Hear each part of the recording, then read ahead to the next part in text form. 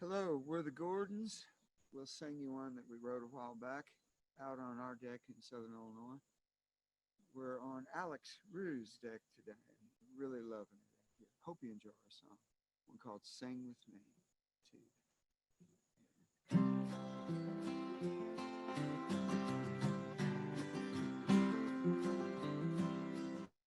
Come to me, my arms are wide. Rest your head and clear your mind. Could I touch your heart of gold with a song from my soul? Sing, sing with me, lonely will be gone. Come, come to me, together we belong. Life is but a song.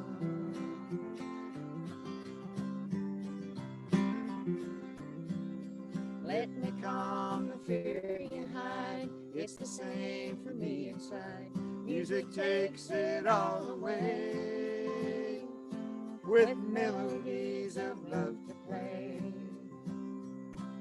Sing, sing with me, lonely will be gone. Come, come to me, together we belong.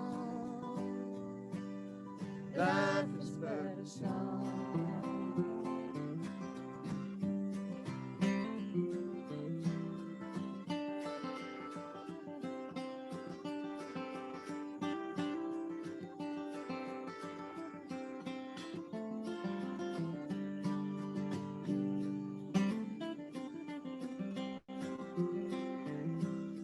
People say things they don't mean. We're like children underneath.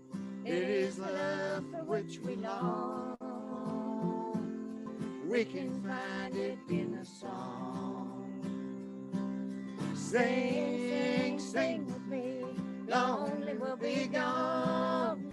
Come, come, come to me, together we belong. Life is but a song.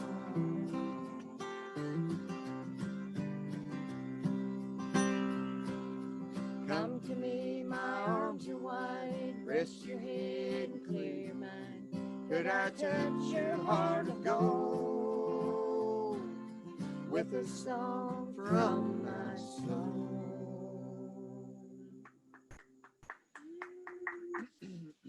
Frog got in there. From out of the backyard. Yeah, it must have been out of the backyard. We're going to do one that we wrote maybe a couple years back. We wrote this one with Roberta's grandma in mind. One called The Poor Little Girl.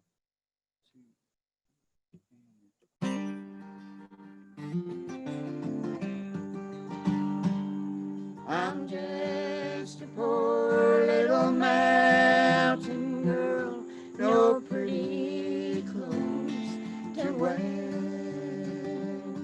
My hair is plain without one curl to fall on my shoulders bare.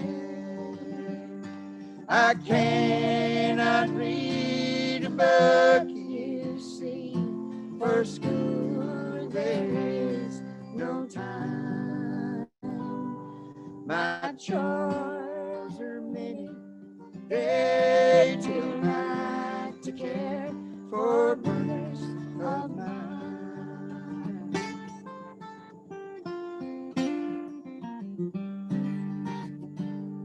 My age is barely 11 years. Mother passed when I was 9.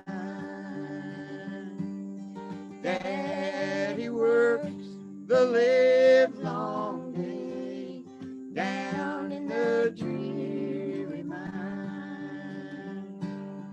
I'm left alone to make a home for brothers dear. I comb their hair and hold them tight and dry their little tears.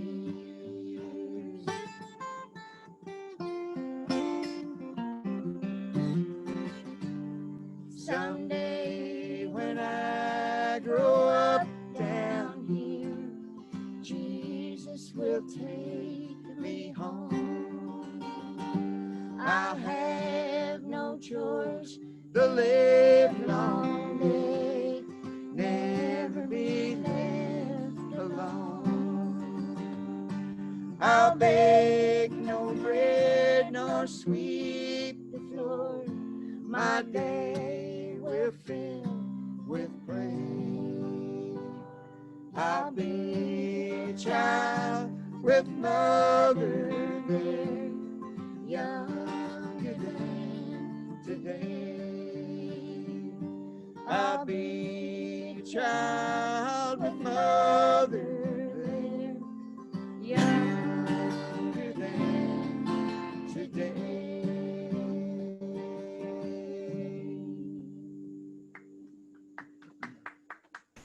So that's our poor little girl. And in case I didn't say, we're the Gordons. There's Roberta, and my name's Gary Gordon. Really tickled to get to be with you today. I'm glad we got the opportunity. Hope you enjoy this one, called After All This Time. We wrote this one with our buddies, the Tashians. 2,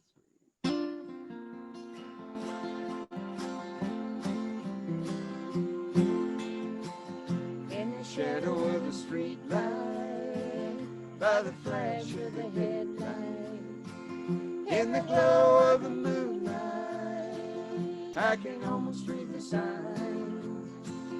Am I really on the right road?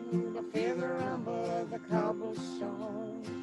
I can't believe I'm going home after all this time. My thoughts are tied to the place I long to be.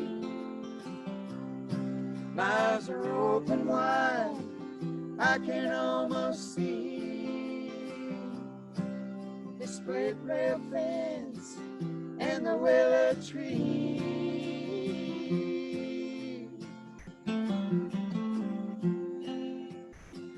Life can pass you in a heartbeat, turning dry as the winter wind, coming home so bittersweet, like an old love song.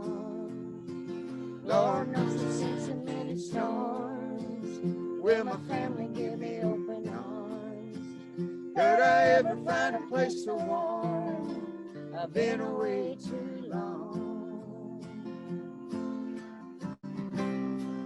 My thoughts are tied to the place I long to be. My eyes are open wide, I can almost see the split rail fence and the willow tree.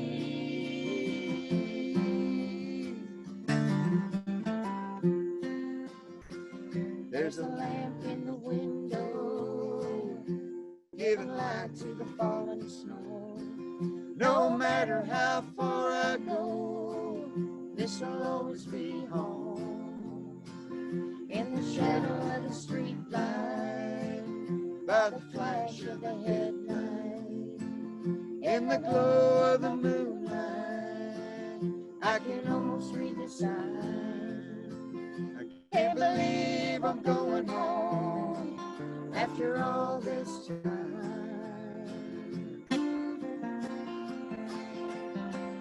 After all this time.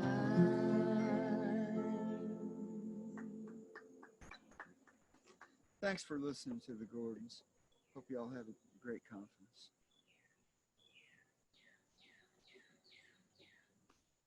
Huge. Thank you, Gary and Roberta. Thank you. Thank you so much. Welcome, everyone. It's Claire Rice from the Arts Alliance. I said this to Gary and Roberta. They're so kind to invite, really anyone from the Illinois community or nationwide to their home concert series. And I've promised them that they do an incredible gathering of musicians and local artists from Southern Illinois, and I aim to make good on the promise to come see you all as soon as we as soon as we can do that again. So everyone show Gary and Roberta some love in the chat. We certainly, all need to remember the importance and the value of live performance, and even if it's separated by distance. So huge thanks to the Gordons. Again, I'm Claire Rice. I'm the Executive Director of Arts Alliance Illinois. Just want to welcome you all. Thank you for making this time today. Really excited to engage with an incredible panel. And I'm going to be handing over the reins to my colleague, Jonathan, but wanted to do a couple of logistical items first, and then just set a minute of context for this conversation. So we want to, please feel free to use the chat box to say hello, to connect with one another. There will be a Q&A at the end of the panel, and you'll see when a question gets posted in the Q&A box, there's a little thumbs up or like button underneath that. You can post your questions. You can also like other people's questions, which will help us prioritize, because I know we'll have a lot of questions for these extraordinary folks. So please do help us prioritize by using that Q&A feature. We are recording today's session, so we'll send you the video if you need to hop off for any reason. And I think that takes care of the logistics. You'll see my colleague Dimmy. Thank you, Dimmy, for managing the chat. He'll add links and areas of interest for you there too, and help out with using this amazing technology we're still using to connect with one another.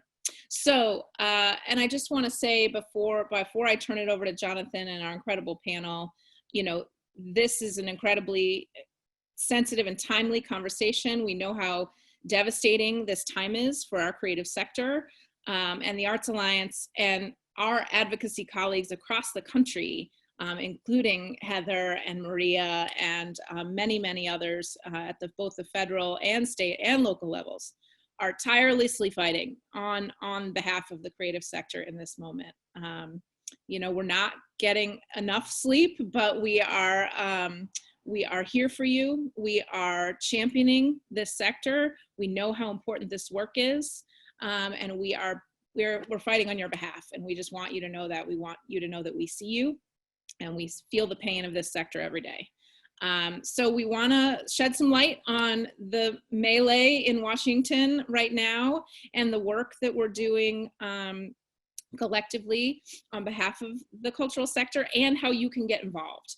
And also critically talk about the role of racial equity in that conversation, or maybe lack thereof, and how we can make some movement on that critical issue in this moment as well. So I'm going to turn it over to Jonathan to introduce our panel and to moderate today. Thank you, everyone.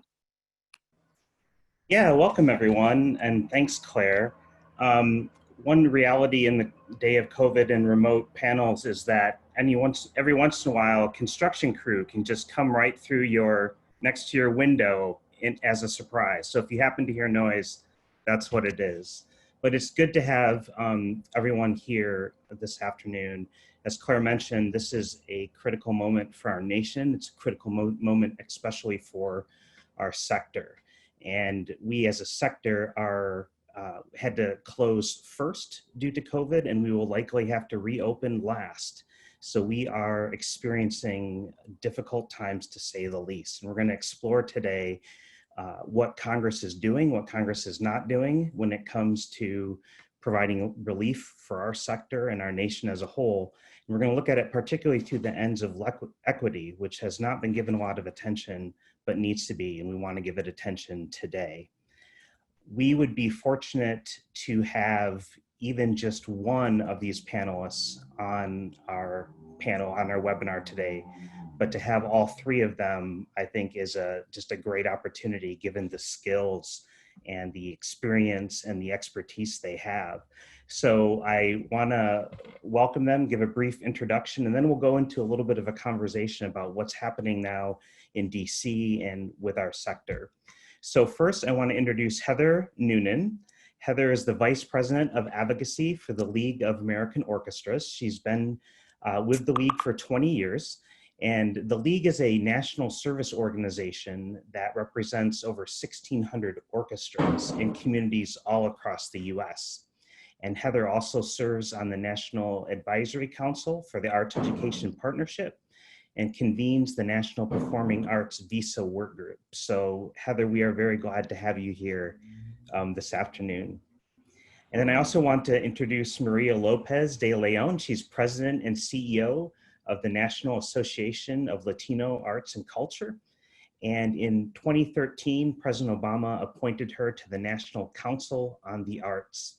And prior to that, she was named among the nation's 50 most powerful and influential people in nonprofit arts. She serves on multiple arts and culture policy panels and is a strong advocate for arts and cultural equity. She serves on the board of the First Peoples Fund and also the National Assembly of State Arts Agencies. So Maria, welcome to our panel today. And then also Daniel, welcome to you. You have some great, all of us I think have good artwork in the background. So that's great. Daniel served in the Illinois State House. He served for 6 years in the Illinois State Senate. And prior to that, he was an assistant professor of mathematics at the University of Chicago. So it brings a unique perspective. Daniel's also a legendary podcast host. He's a bit of a rock star when it comes to educating us about politics and particularly at the state level. So Daniel, welcome to all three of you. We're glad that you're here. So Heather, I'm gonna start with a few questions for you, kind of getting us a little bit more into the context and what's happening right now in DC, of course, recognizing that it changes by the moment.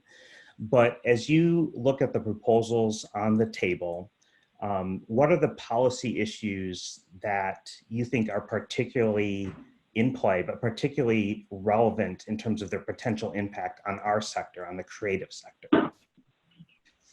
Yeah, sure. Thanks so much. And thanks to you, Jonathan and Claire, for your leadership. You picked exactly the right time to be asking these questions and bringing it forward because so much is happening right now in Washington.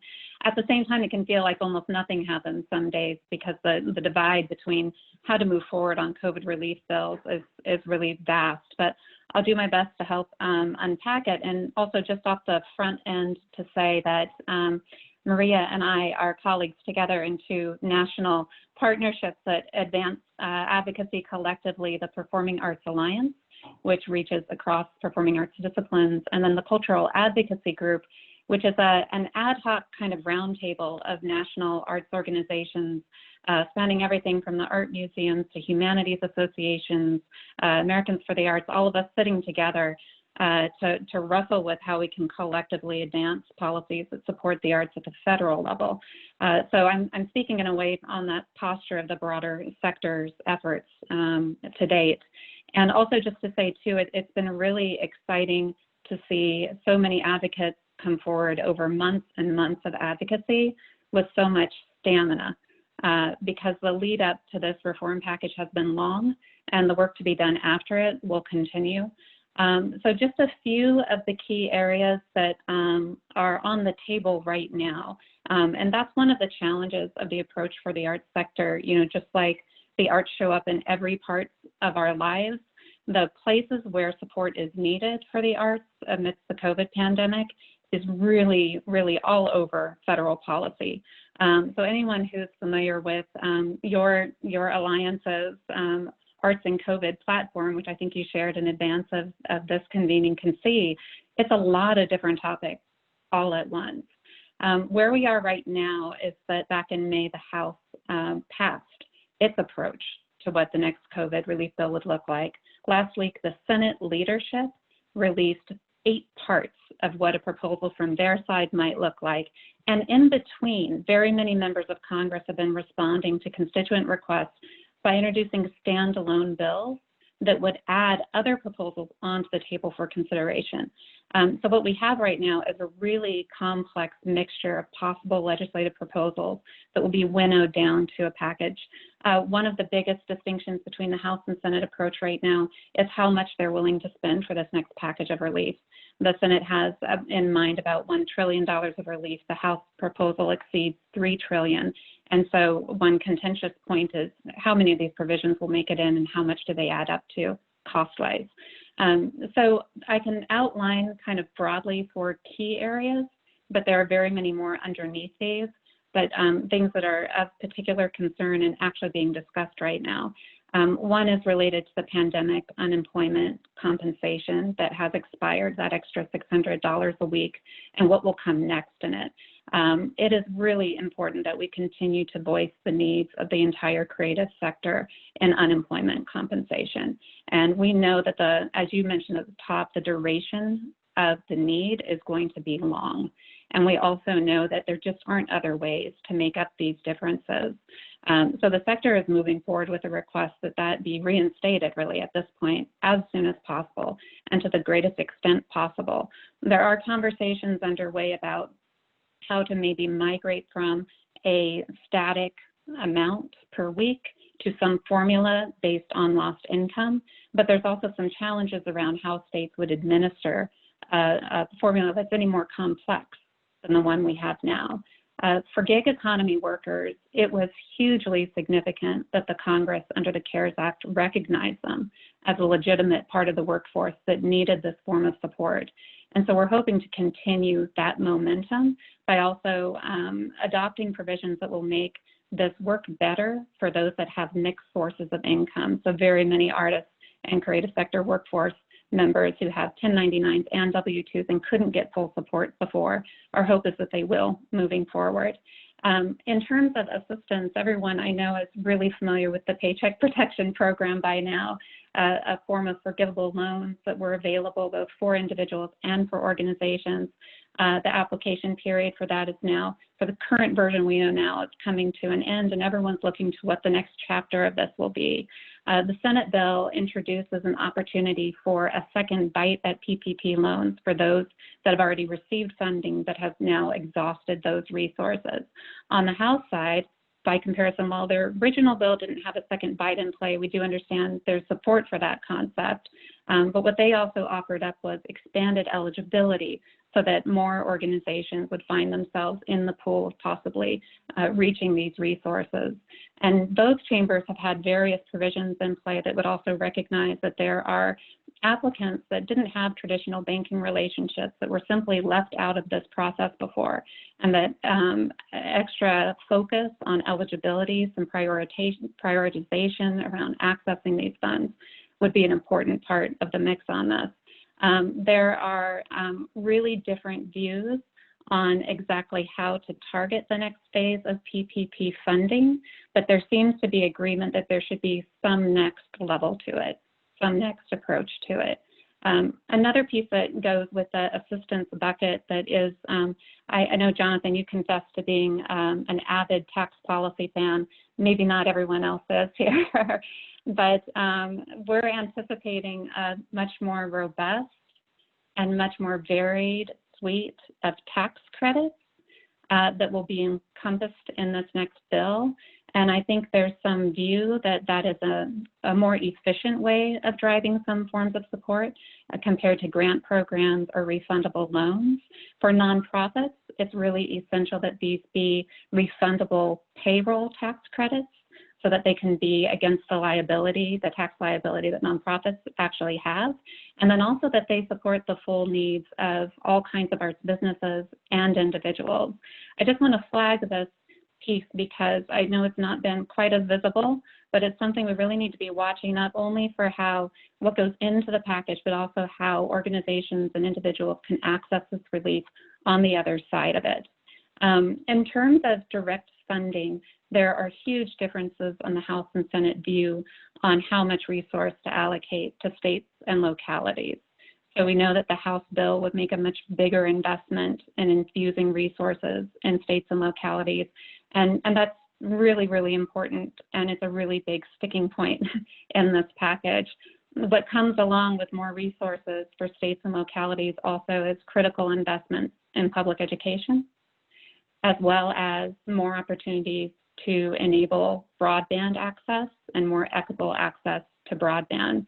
So the other piece that you'll see I think advocates across the sector really tracking is where are the opportunities to support public funding, larger public investments during this time that will shore up public education, as well as online access to all of the things we know people are really relying on right now.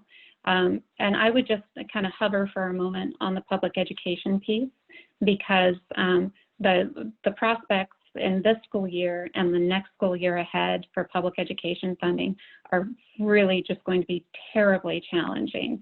And it's an opportunity for us as seasoned arts education advocates throughout our sector to really redouble our efforts on that account. Also looking at the direct funding side of things, the House bill includes a $10 million boost for funding for the National Endowment for the Arts. We don't see a similar proposal on the Senate side.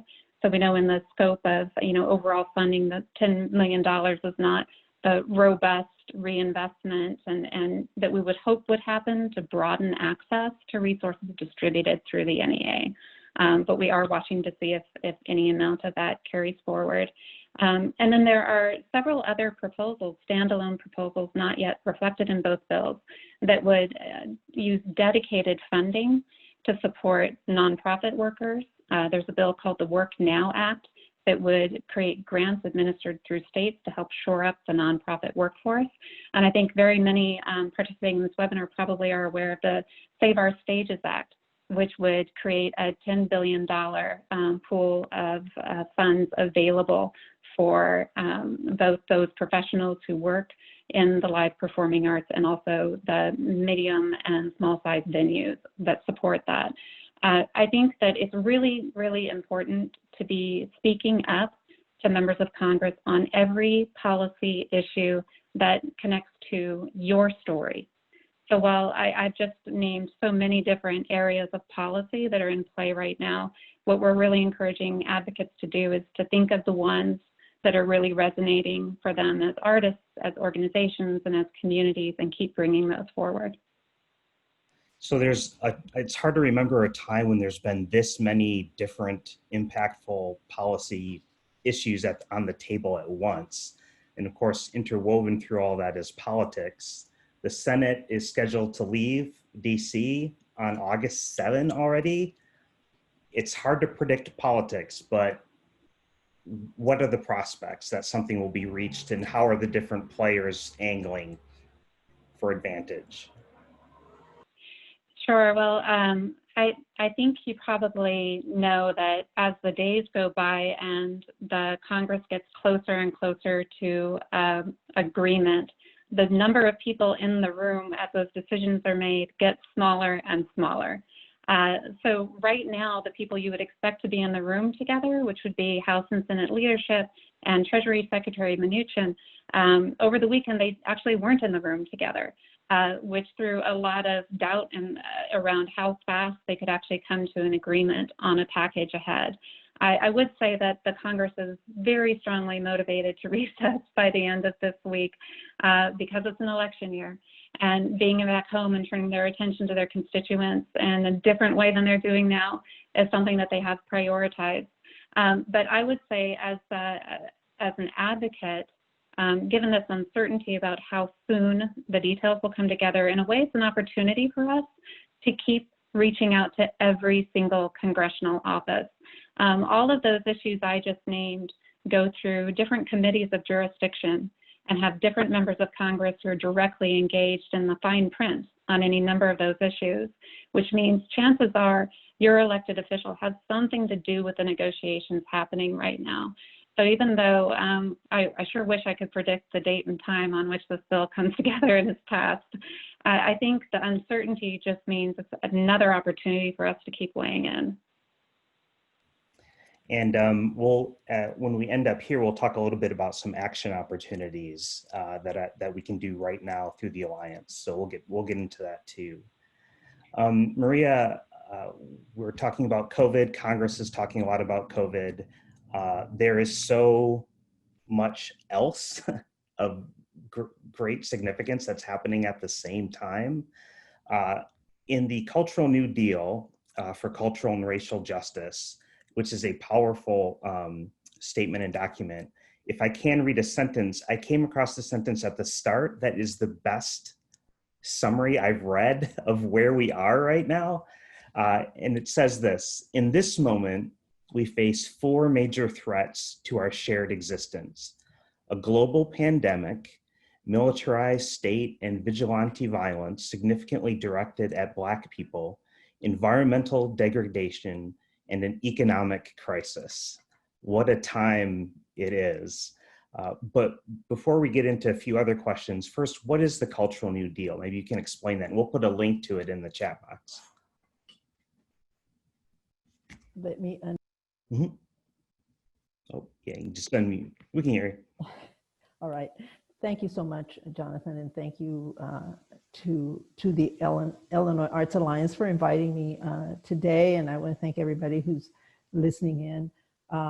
And you know, the Cultural New Deal is more than just a statement. I think there's a lot of statements out there, and it is us as a group of BIPOC people and organizations, you know, really saying that it's time for a cultural change.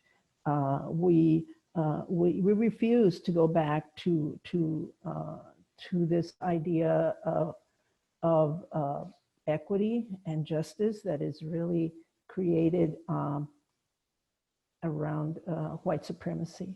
We're saying we're not going to do that anymore. You know, we don't believe in the segregation and the dominion and the extraction that happens to so many of us, to indigenous communities, to Black people in this nation, and of course other communities of color. And we need to make that change. You know, that is our worldview, that we will not go back to this. You know, a society that deems some of us as unworthy. You know, frontline workers that are mainly people of color. That includes, and are rarely mentioned, you know, the farm workers out in the fields, picking the crops, many of them from immigrant communities, the incarceration of family and children, and of course the white supremacy that is targeting Black people specifically in this nation. And so with this statement, we're saying we're not going back to this same old process. We will change it. And so we are calling upon our communities, like Jeff Shang said recently, he's, you know, to really begin to charge, you know, the imagination, the social imagination of, you know, how we can make this change. Because we do a lot of advocacy at NAWAC, you know, around Latinx communities. We also do a lot of intercultural work with other communities, and we just feel that things cannot continue, the inequity cannot continue. And so we are calling among two funders and others to really begin to change this system. And we have already started doing some of that work together interculturally, and are garnering funds together to support Black, Indigenous, Native, Asian communities across the nation, and in specific geographic locations, and also beginning to work together so we can leverage the collective power that we hold to really begin to make these changes. So it is, you know, the Cultural New Deal is about not going back to business as usual, you know, to changing the systems and the infrastructures that keep so many Black people oppressed, that keep so many Indigenous people oppressed, and we say it is time for self-determination. You know, and there can't be any beauty in the art without justice. When you look at the COVID relief legislation and the conversations in DC that are occurring right now, but also beyond that, just in our creative sector in general, are these conversations adequately addressing cultural and racial justice? No, they're not. They're not. They're not. They're in what ways are they missing the mark? Well, I mean, we could start, let's start at the federal level, the funds for COVID relief, the CARES Act, that first draft that went to the NEA. And I understand, that they say they had to get this money out quickly. And so they limited applications to those organizations that had received funds in the past 4 years. And that left so many small organizations out, so many organizations of color out of that process. And so that is a big barrier that needs to be removed. And I think, Heather acknowledged some of the advocacy work that she and others are doing, or that we're doing, calls for everyone, all organizations that are eligible. If they're a 501c3, they should be able to apply for this funding and compete for that. And then there was other funding that was supported by private philanthropy, and you have regional arts organizations, and I am glad those organizations exist. But in some of them, there was not opportunity for smaller organizations to apply for relief. So you have to have a budget of at least $250,000 to be nominated for support through the Regional Arts Agency. That left, again, so many small organizations of color. Our field, because the Latinx field, because there has not been equitable and just funding in the past. Most of our organizations are small. We run the spectrum of very small to very large. But so that's another barrier there. And those are just a few of the models that are out there.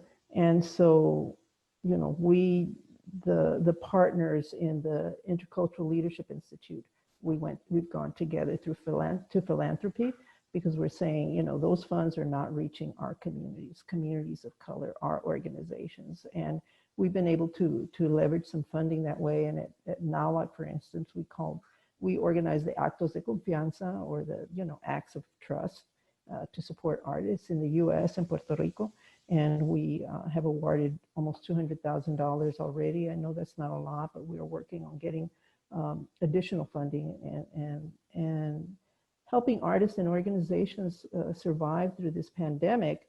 And we have to think about future, after the pandemic. How do we continue to work together? How do we continue to make that change? Because as a colleague of mine, Rosalba Rolon, says, there's this future, and then there's the future after COVID, and how do we set in place those policies, those changes that need to happen, so that it's not business as usual. We cannot be making plans for future without addressing the injustice, the racism, and the work of so many movements, and address issues that impact our communities. And I mentioned the families at the border, but then there's all the violence and disappearance of Native women, just think about the Black Lives Movement and the Poor People's Campaign and so forth. So how do we go beyond that and really begin to recreate these freedom schools, or escuelitas, where communities, the local communities, really begin to decide how they want to be supported. So that was a long way to answer your question of yes, It is a pretty big question. And this might be a big one too, but what can we do as individuals and organizations in the creative sector to advance the call of the Cultural New Deal, to the call to end racial injustice and racial inequity? What can we do, particularly during this time? Yeah, I think this is long-term work. I always say that, change work, movement building is long-term work. But I think in the past, there was not this new energy to begin to push this forward, and we're saying, it's enough. That's it. We're not going back to this, and we are saying, that we need to free Black people, and we stand and support and we defend Black lives, and also acknowledging the sovereignty of Native people and of course other communities of color. So I believe that you need to look within your organization and look around at your community and say who is there and who is not at the table, who is not present here in our organization, on boards, in leadership, you know, as you build your team, as you build your practice, you know, and your seasons looking forward, you know, who's missing, who is not there, and how do you begin to make those shifts, you know? Is there only that one person of color in your institution that is all of a sudden being charged with answering all of the questions around racial justice? You know, it's not just up to us, you know, as people of color to answer and make this change.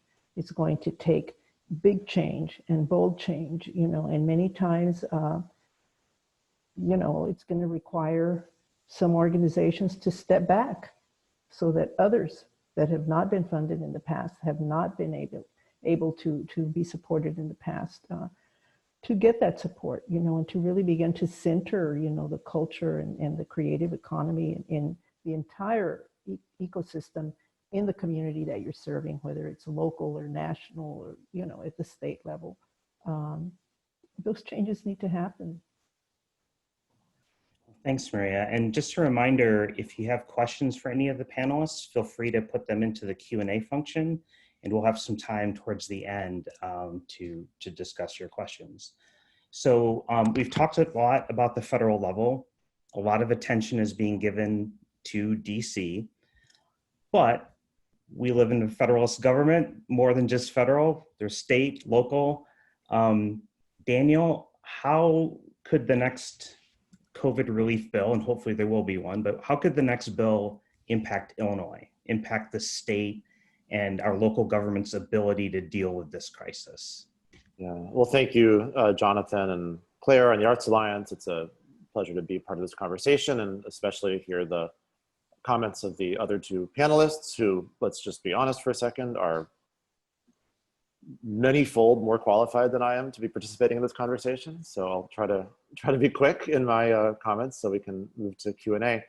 But you know, the fundamental observation here is that the state and local governments are in a very different position than the federal government. You know, when Heather talks about the kind of range of federal bills under consideration from 1 trillion to 3 trillion, understand that's an entirely political discussion. That's not a discussion about borrowing capacity or economics or anything else. There's not an economist in the universe who knows what they're talking about, who would suggest that that $3 trillion is some kind of meaningful limit. If the political circumstances made it possible, they could pass a $5 trillion bill or more.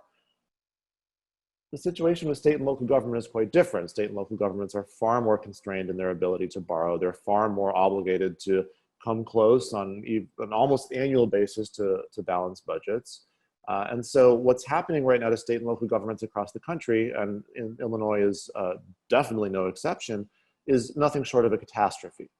Obviously, there's, you know, from the point of view of the state, which is heavily reliant on income tax, there's been an employment calamity, which brings with it a huge dip in income tax receipts. Both the state and local governments are reliant on sales tax. And of course, there's been a massive decrease in buying and therefore in sales taxes. And you can go on and on down the line. So the COVID is placing state and local governments in a crisis situation, not unlike what's happening to a lot of nonprofits and small businesses.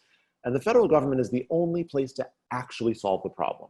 And so it's absolutely critical that not only Congress pass a COVID relief bill quickly, but that they come to an agreement around really robust direct aid to states and local governments to fill in some of that hole. Now, a few things. First of all, it's not going to come as a surprise to most people that Illinois' financial position wasn't so hot before the pandemic began. In fact, there's a referendum on the ballot in November to change our tax system, thank God, and bring it into the, well, 20th century, let's say, bring it in line with most other states to allow the state to ask the wealthiest residents to pay a somewhat higher tax rate, to give lower and middle class people a bit of relief and start to fill that hole. That referendum, if it passes in November, which it must pass in November, was kind of designed to basically fill in that structural deficit that existed before COVID. Now, of course, we need to pass that referendum, and doing that would still have us significantly behind what we thought was the starting line. So there's a tremendous amount of work left to be done. And I just want to allude to some of the consequences here, because obviously the state does not itself do a lot of direct support of arts organizations in terms of the total dollar value of the spending they're able to engage in. But know that all of this rolls downstream, and every bit of pain the state government is feeling will have reverberations in public school systems. And we think about all of the arts education that exists in public school systems. We think about the fight that so many of us have been engaged in to stop thinking of arts education as ancillary and nice to have, but rather think of it as central. And here we are in this moment that our school districts are figuring out what to do when they can't logistically or financially afford to do anything more than the essential. What's going to happen to the arts if there isn't some help from the state? That worries me tremendously.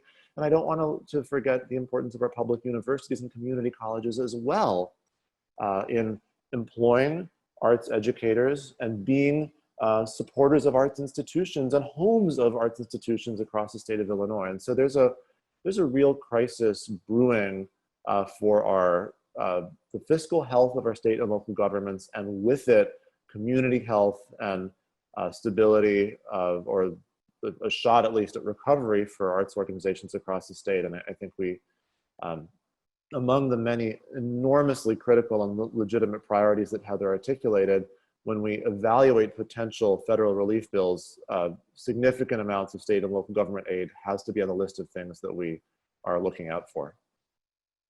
And how are our state lawmakers and policymakers, are they exerting pressure on these negotiations? Can they? What are their, if any, of their strategies at this point to try to influence on up kind of the federal discussions?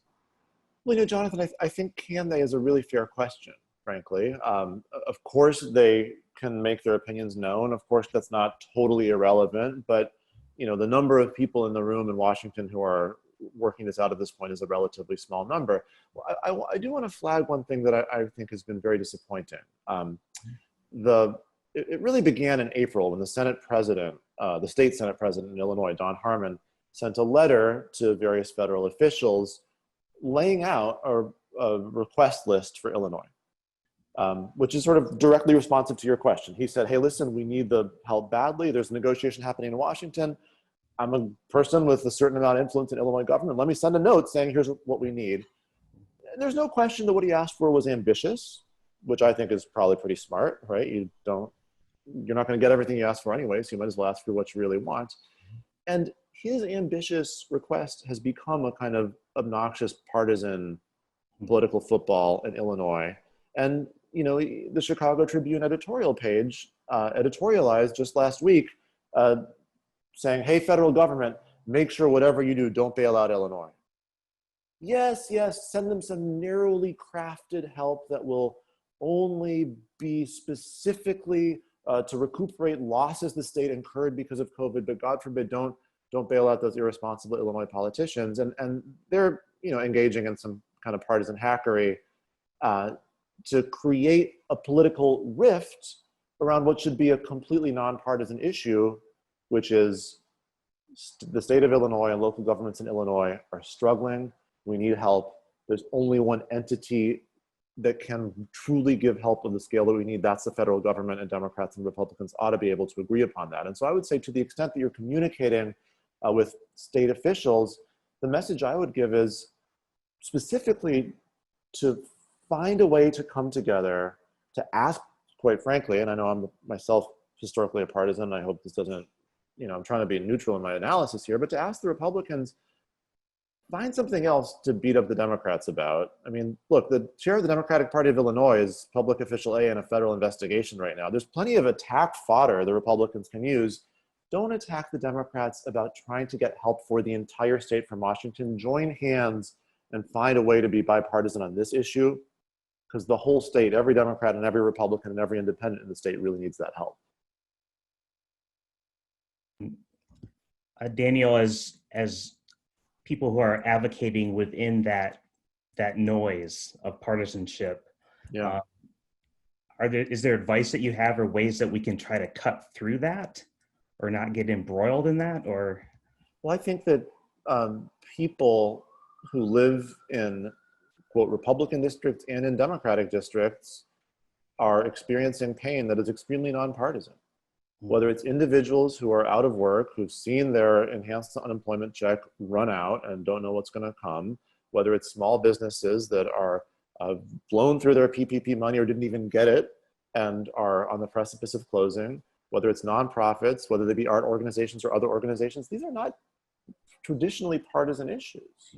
And they're not partisan people, they're not partisan organizations, they're not partisan values. And so I would say, come to legislators, specifically of legislators who are not on your side on a partisan level, if you have a side, and say, listen, there's plenty for us to fight about on a partisan level, and we'll have that fight this afternoon even, but maybe this morning let's just come together and reach some basic agreement on some basic principles that should not be controversial at all.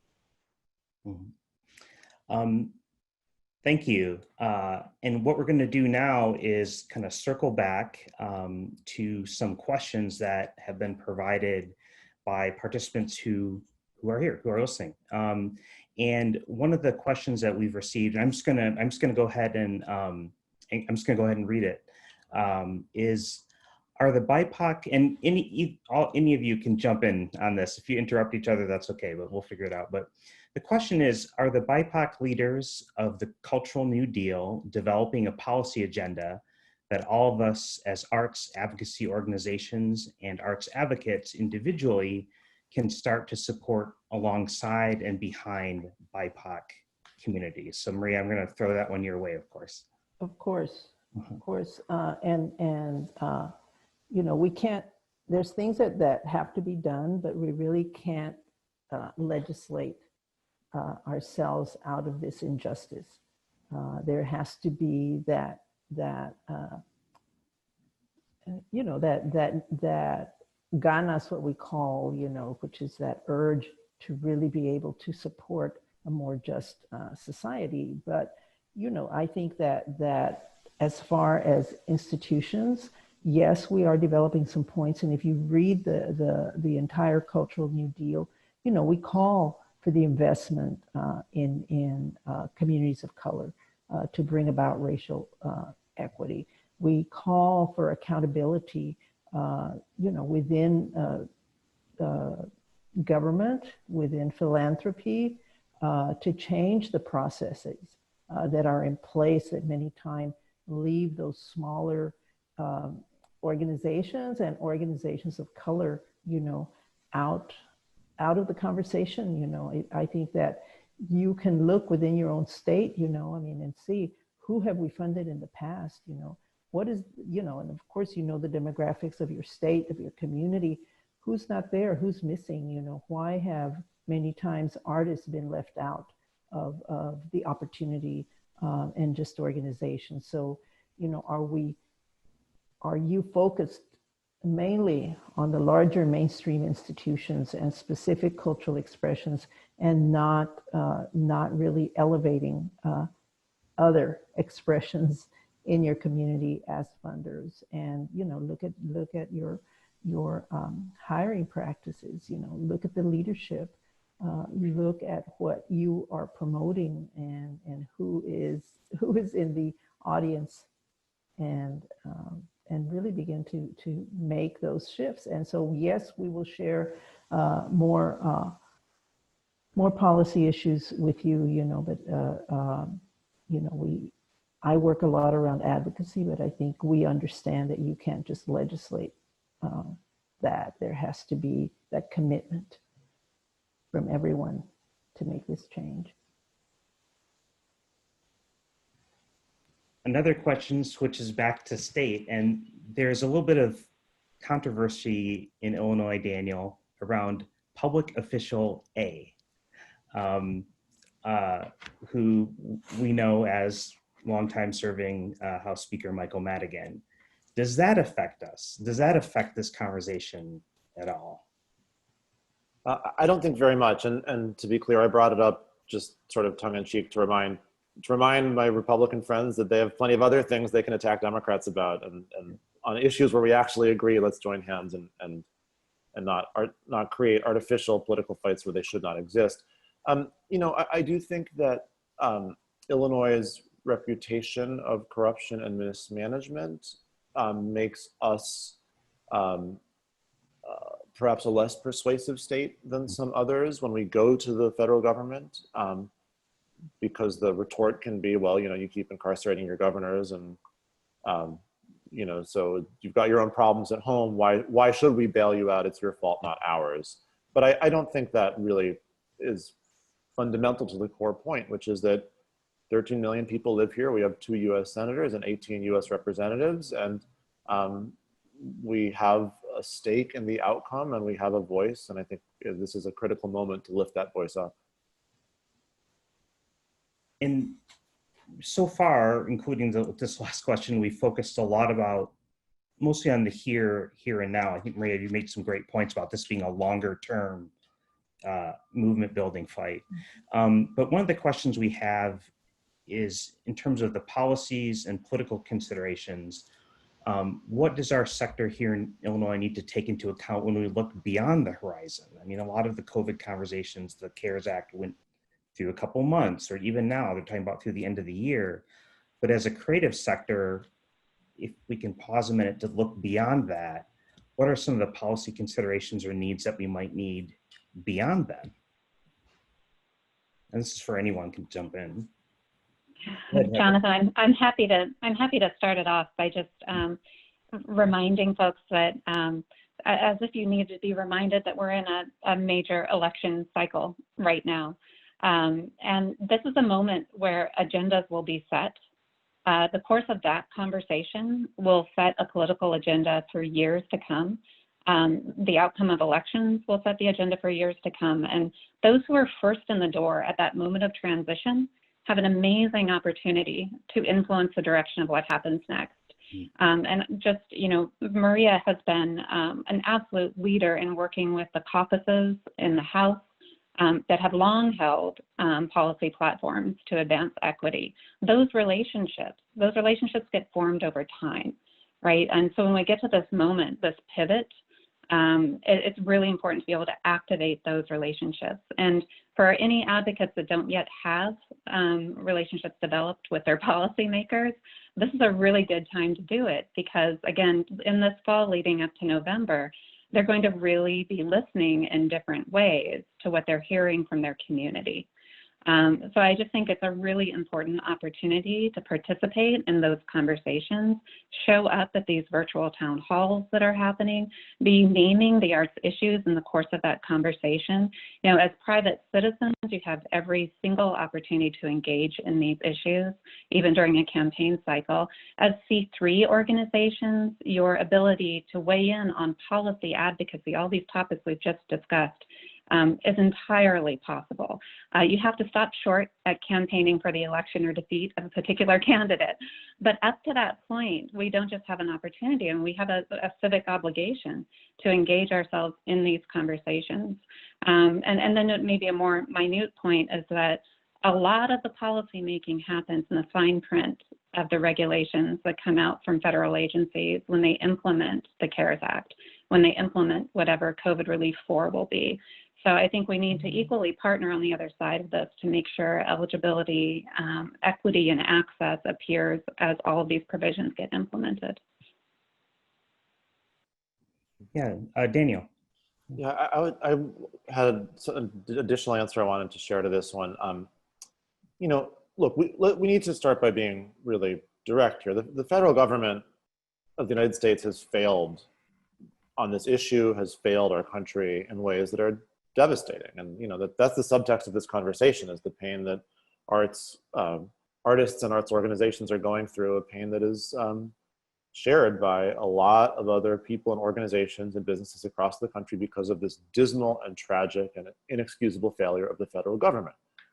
But while it makes me really sad and frankly angry, I think you can also understand why, if digging us out of this kind of economic calamity is something that can only happen if Donald Trump and Nancy Pelosi and Mitch McConnell can reach an agreement right before an election, we're going to wind up being disappointed, right? It's not a shocking outcome that collection of personalities and political values have had a lot of trouble right before an election getting to where we need to be.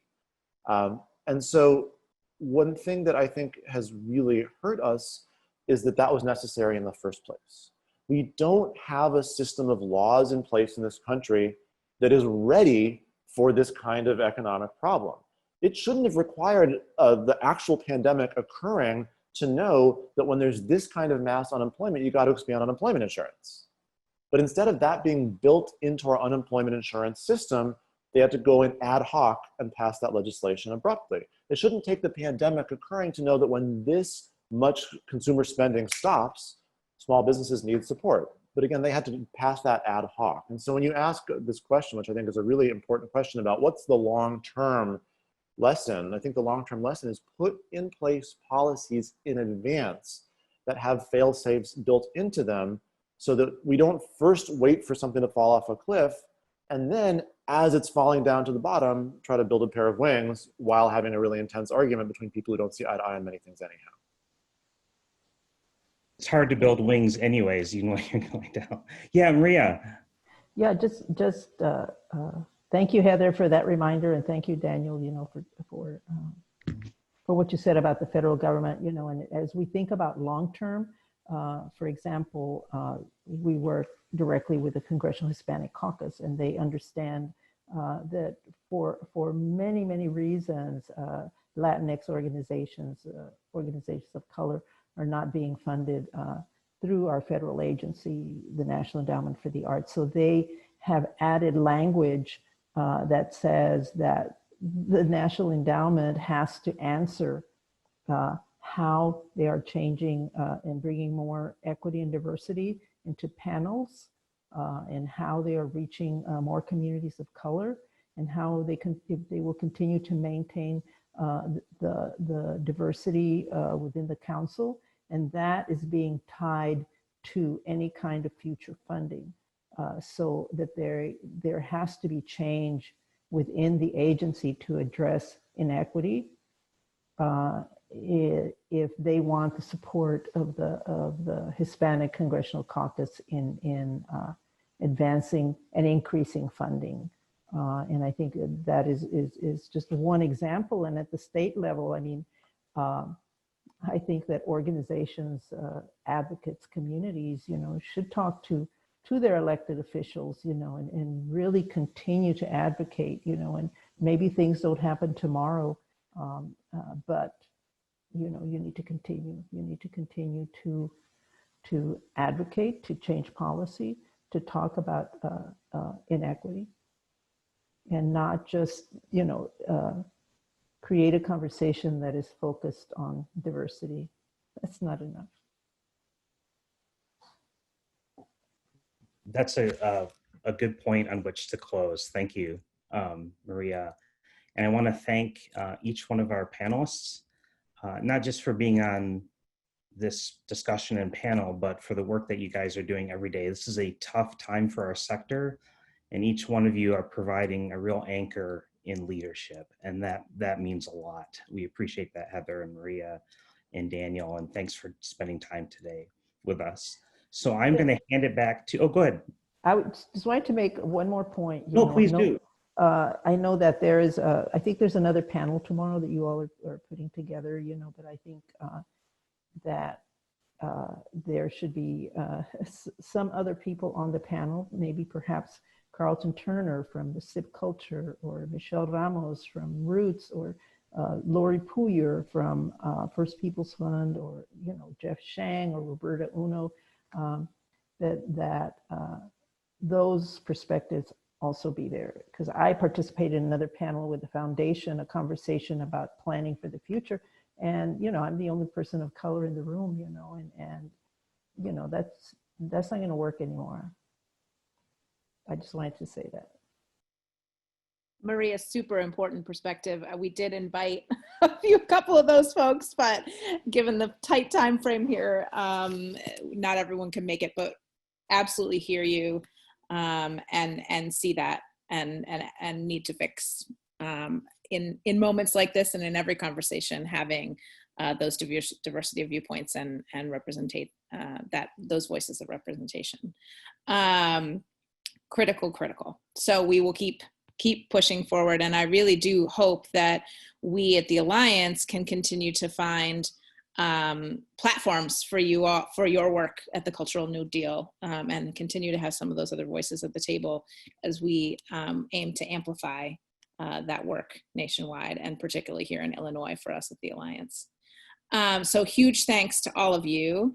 I think, you know, one of the takeaways is that this work doesn't stop, right? This work is just beginning in some ways. Yes, there's some urgency around this next week in Washington, and though now is a moment, not the moment, but a moment, a critically important moment to take action. There's a link to the Alliance's advocacy action in the chat. I think Demi's going to put that in there for us. And so if you have not yet, as all of our panelists have said, if you haven't reached out to your electeds, to your federal representatives, and as Heather said as well, it's still, because we're in a sticky, kind of in some ways gridlock situation, not full gridlock, but you know, we have time, right? We have time for all of your elected officials to hear from you. And then, you know, I think that we also would love for you to stay connected to the works of the Arts Alliance. So if you haven't subscribed for our newsletter, we provide updates on issues of racial justice, racial equity, policy change, both at the state, local, and federal levels. So we'd love for you to subscribe to our newsletter. And we will certainly, and we also have a Facebook group. Facebook, complicated, yes, I know, but we do have a Facebook group for those of you who are on there around an Illinois Arts Action Network. So if that's an easy way for you to get political updates, advocacy actions, share resources, etc., we'd love for you to join that as well. So those are some of our resources, but I do promise to continue this conversation, to keep fighting, to expand the voices at the table, and expand the voices that we're promoting per Maria's comments. And I just want to thank all of you for participating, and for the panelists, and for the participants for being arts champions and continuing to do so. Mm-hmm.